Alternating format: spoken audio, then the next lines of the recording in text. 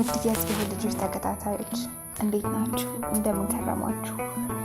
ዛሬ የጠፋው ልጅ የሚለውን ታሪክ ነው የምንማረው። ይህ ታሪክ የተዘጋጀው በዲያቆን ማለዳ ዋሲሁን ሲሆን ስዕሉን ደግሞ የሳለልን ዘሪሁን ገብረወልድ ይባላል። ወደ ትረካው እንሂድ።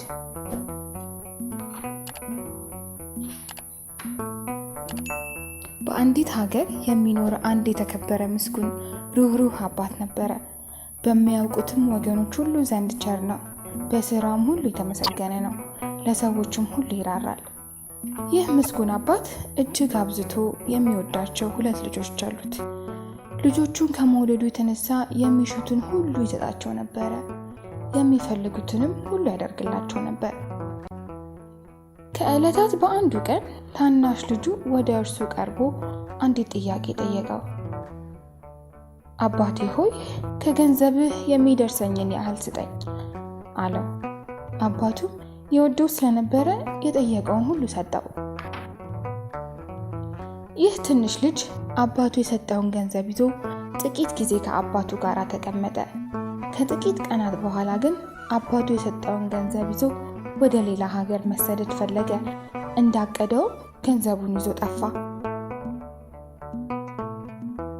በአንዲትም ከተማ ተቀምጦ የያዘውን ገንዘብ ያባክን ጀመር። አባቱ የሰጠውን ሁሉንም ገንዘቡ ስርዓት ከሌላቸው ጓደኞቹ ጋር ሆኖ በከንቱ አጠፋው። አባቱና ቤተሰቡ በሌሉበት ጠፍቶ በሄደበት ሀገር ችግር ላይ ወደቀ። የጠፋው ልጅ እጅግ ከመጨነቁ የተነሳ ለአንድ ለማያውቀው ሰው ባሪያ ሆነ። ባሪያ በሆነበት በዚያ ቤት ውስጥ እሪያ ጠባቂ ሆነ። እሪያ ማለት አሳማ ማለት ነው። ልጆቼ፣ ስለዚህ አሳማዎችን ሊያሰማራ ሊጠብቅ ወደ ሜዳ ይሄድ ነበረ። የጠፋው ልጅ በስደት ሀገር ሆኖ የሚበላው በማጣቱ የሚጠብቃቸው አሳማዎች ከሚበሉት ቆሻሻ ሊበላ ይመኝ ነበረ። ነገር ግን ቆሻሻውንም የሚሰጠው አልነበረም። ስለዚህ ብቻውን ሆኖ ይሰቃይ ያለቅስ ጀመረ። የጠፋው ልጅ ብቻውን ሆኖ ሲያስብ አባቱ ትዝ አለው። በአባቱ ቤት ከእርሱና ከታላቅ ወንድሙ ተርፎ ለአባቱ አገልጋዮች ሁሉ የሚተርፈው እንጀራ ትዝ አለው።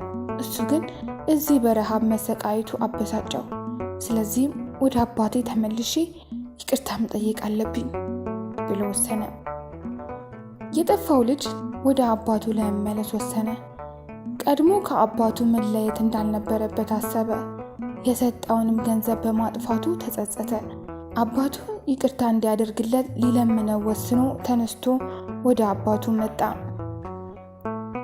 ወደ አባቱ መንደር አቅራቢያ በደረሰ ጊዜ አባቱ በሩቅ አየውና አወቀው። ልጁ ጎስቋላ ሆኗልና ገና በሩቅ ሲያየው አዘንለት። ጠፍቶ ወደ ነበረው ልጁ ሮጦ አንገቱን አቀፈውና ሰም አደረገው። ልጁም አባቱን ባገኘ ጊዜ ተጸጸተ። አባቴ ሆይ በሰማይና በፊትህ በደልኩ፣ ወደፊትም ልጅህ ልባል አይገባኝም አለው። ይቅርታም ያደርግለት ዘንድ ለመነው፣ ጠየቀው። አባቱም ይቅር አለው፣ በፍቅርም ተቀበለው። አባቱም ልጁ ጎስቁሎ ተጎድቶ ስላየው አዘነለት። ባሪያዎቹንም ፈጥናችሁ ከሁሉ የተሻለ ልብስ አምጡና አልብሱት፣ ለእጁ ቀለበት ለእግሩም ጫማ ስጡት ብሎ አዘዛቸው። ጠፍቶ የነበረው ልጁ ጠፍቶ ሳይቀር ሳይሞትም ዳግም ስላገኘው አባቱ በጣም ተደሰተ። አባቱ የጠፋ ልጁን በማግኘቱ ከመደሰቱ የተነሳ ድግስ ደገሰ። የሰባውን ፍሪዳ አምጥታችሁ እረዱት፣ እንብላም ደስም ይበለን ብሎ ለአገልጋዮቹ አዘዘ። በዚያም ቤት ታላቅ ደስታ ሆነ። ይህ ሁሉ ደስታ በአባቱ ቤት ሲደረግ የጠፋው ልጅ ከታላቅ ወንድሙ ጋር ገና አልተገናኘም ነበር። ታላቅ ወንድሙ ገና በእርሻ ቦታ ነበርና ታላቅ ወንድሙ መጥቶ ወደ ቤት በቀረበ ጊዜ የመሰንቆና የዘፈን ድምፅ ሰማ።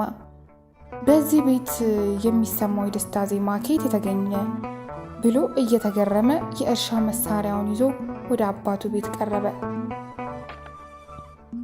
ወደ አባቱ ቤት ደጃፍ ሲደርስ በዚያ በደጃፉ ተሰብስበው ከነበሩ ልጆች አንዱን ጠርቶ ይህ የምሰማው የደስታ ድምፅ ምንድነው? በአባቴ ቤት ምን ተገኘ? ብሎ ጠየቀ። እርሱም ወንድም መጥቷልና በደህና ስላገኘው አባትህ የሰባውን ፍሪዳ አረደለት አለው። ታላቅ ወንድሙ ያንን በሰማ ጊዜ ደስተኛ አልሆነም። ሌሎች እየተደሰቱ እያለ እርሱ ግን ተቆጣ። አባቱ ባደረገው ነገር ስላልተደሰተ ወደ አባቱ ቤት ለመግባት አልወደደም። ሊመለስም ፈለገ። አባቱ የመጀመሪያ ታላቅ ልጁ ባደረገው ነገር አለመደሰቱን ሰማ። ከቤትም ወጥቶ አገኘው። ወደ ቤትም ይገባ ዘንድ ለመነው። ወንድሙም ከጠፋበት በመመለሱ ይደሰት ዘንድ ጋበዘው። ታላቅ ልጁ ግን አባቱ ቢለምነውም ሊሰማው አልወደደም። አባቱንም እንዲህ ሲል ወቀሰው። እነሆ ይህን ያህል ዓመት እንደ ባሪያ ተገዝቼልሃለሁ፣ ከትእዛዝም ከቶ አልተላለፍኩም። ለእኔም ከወዳጆቼ ጋር ደስ እንዲለኝ አንድ ጠቦትስ እንኳን አልሰጠኸኝም። ነገር ግን ገንዘብህን ከጋለሞቶች ጋር በልቶ ይህ ልጅህ በመጣ ጊዜ የሰባውን ፍሪዳ አረድህለት ብሎ ለጠፋው ለታናሹ ልጅ ማዳላቱን ነገረው። አባቱ ግን ልጁን በፍቅር እቅፍ አድርጎ ልጄ ሆይ አንተ ሁል ጊዜ ከእኔ ጋር ነህ፣ ለእኔ የሆነው ሁሉ ለአንተ ነው። ዳሩ ግን ይህ ወንድምህ ሞቶ ነበረ፣ ሕያው ስለሆነ ጠፍቶም ነበር። ስለተገኘ ደስ እንዲለን ፍስሐም እንድናደርግ ይገባናል አለው። ልጁን ይዞ ጠፍቶ ከተገኘው ታናሽ ልጁ ጋር አገናኘው። በዚያም ቤት የበለጠ ደስታ ሆነ። ልጆችዬ ከዚህ ታሪክ ምንድነው የተማራችሁት? የመጀመሪያው እናት አባታችንን ማክበር፣ መውደድ፣ እነሱ እንደዛ ሲወዱን እኛም የበለጠ መውደድና ማክበር እንዳለብን፣ እናትና አባታችንን የሚሉንን ማክበር፣ የሚሰጡንን ምክርን መቀበል እንዳለብን ነው። ካጠፋንም ደግሞ ይቅርታ መጠየቅ እንዳለብን፣ እናትና አባቶቻችንም ደግሞ ይቅርታ እንደሚሉን ነው የሚያሳየው።